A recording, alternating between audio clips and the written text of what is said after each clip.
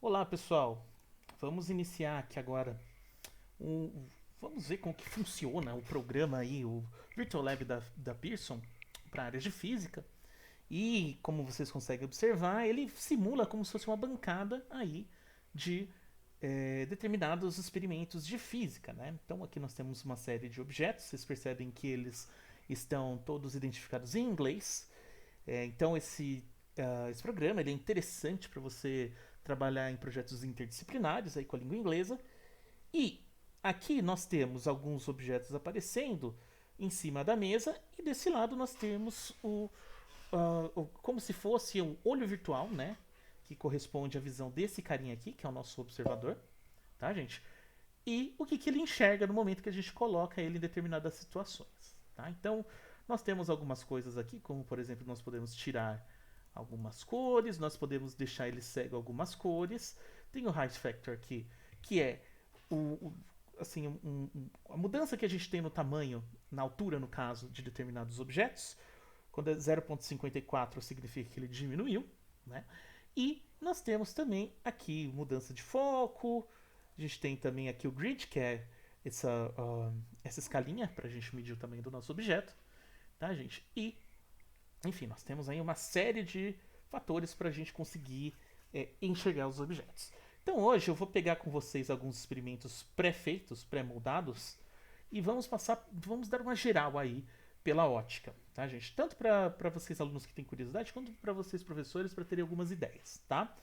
Então esse primeiro experimento, pessoal, é o chamado o experimento do espelho côncavo do objeto que está além do centro de curvatura. Então, objetos além do centro de curvatura, pessoal, eles apresentam essa questão. Nós primeiro vemos que ele está bem distante do nosso espelho. Então, se nós pensarmos que aqui a gente tem o foco e o centro de curvatura está além do centro de curvatura, e esse objeto aparece menor de ponta cabeça, tá, gente, do que ele realmente é. Tá? Então, esse é o primeiro ponto. Segundo ponto, nós temos o objeto na frente do espelho côncavo, tá? Entre o centro de curvatura e o foco, e nós percebemos, né, que nessa situação específica nós temos o objeto também virado de ponta cabeça, né? Nós observamos ele de ponta cabeça e aumentado esse height factor aí 2,217, como se fosse o número que nós multiplicamos a altura original, então ele é maior do que 1, portanto você aumentou o objeto, você ampliou o objeto, o contrário do anterior.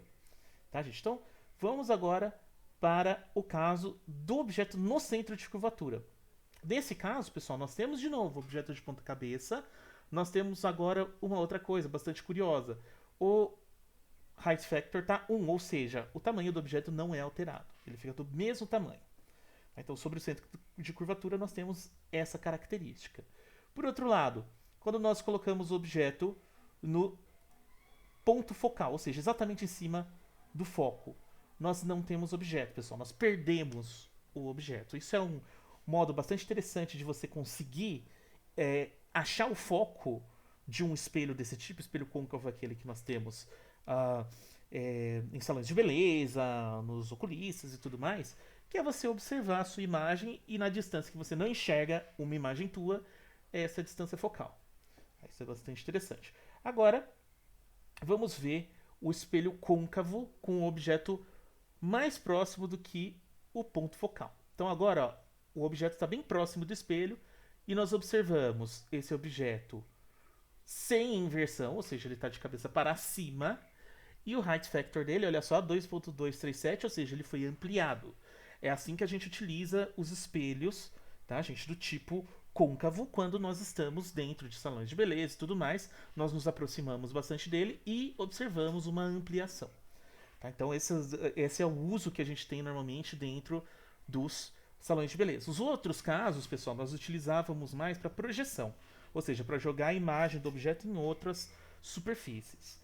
Tá? Agora vamos aqui para os espelhos convexos. O espelho convexo, pessoal, ele tem uma característica que é ele faz o objeto aparecer menor do que ele realmente é, ó, o height factor 0,328, então ele diminuiu. E o espelho convexo, pessoal, ele tem uma certa propriedade que é, se eu mudo ele de posição, ó, eu tenho uma amplitude maior, que é, eu enxergo ele em ângulos maiores. Ou seja, o espelho convexo você perde a precisão do tamanho, mas por outro lado você enxerga um ângulo de abertura maior. E esse tipo de espelho, pessoal, é muito usado em esquinas, em retrovisores, para que a gente consiga enxergar com maior amplitude, ou seja, com maior abertura angular, mas você perca aí um pouco da sua precisão do tamanho. Então, olha só, você tem uma diminuição de tamanho do seu objeto.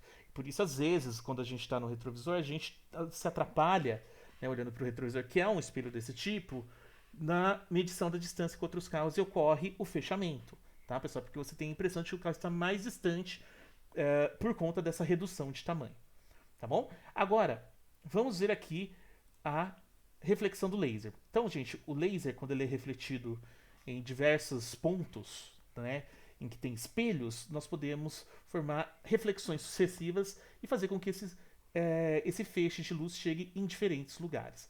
Isso depende totalmente do ângulo, que olha só, se eu mudo o ângulo de qualquer um dos espelhos, né, esse aqui é o espelho, o último espelho que chega, né, você tem essa diferença, mas qualquer um no meio, olha só, você tem uma diferença e acaba não chegando sua luz onde você deseja, tá bom?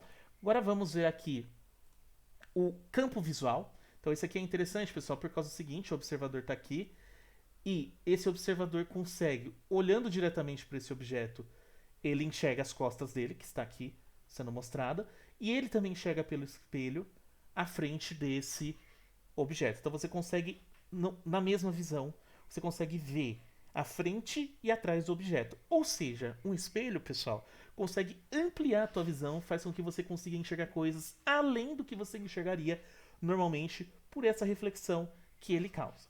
Tá? Então você ampliou o campo de visão desse teu objeto. Agora vamos para filtro de cores. Então aqui, pessoal, nós temos um filtro colocado na frente de uma vela e o observador observa essa vela. Então vamos fazer o seguinte, vamos deixar sem filtro durante o primeiro momento. E olha só, nós observamos uma vela, que é essa aqui, ó. Nós observamos essa vela, volta para cá. Dessa forma, o nosso observadorzinho está observando aqui, tá? Ou seja, com todas as suas cores. Agora, se eu coloco o filtro vermelho, apenas a luz vermelha atravessa o filtro e nós enxergamos a vela com esses tons avermelhados e enegrecidos. Da mesma forma, pessoal, nós podemos colocar o filtro verde, só o verde vai passar, e nós podemos colocar também o filtro azul. Podemos também combinar dois filtros diferentes, tá, gente? Mas isso elimina muitas cores, tá bom? Então isso mostra que a luz branca, na verdade, pessoal, essa luz que vem originalmente desse objeto, ele contém toda a variedade de cores e o filtro tira todas as cores, com exceção daquela cor que nós chamamos da cor do filtro, tá? Então, vamos agora para a questão da cegueira da cor. Então, se nós tiramos algumas das cores que nós enxergamos, pessoal, nós podemos chegar numa questão que é a cegueira da cor, que é a questão do daltonismo. Tá? Então aqui, ó, nós vemos pessoas que têm uma cegueira do verde e do vermelho, então elas enxergam dessa forma, e uma pessoa que tem uma cegueira do azul e do amarelo, ele enxerga dessa forma.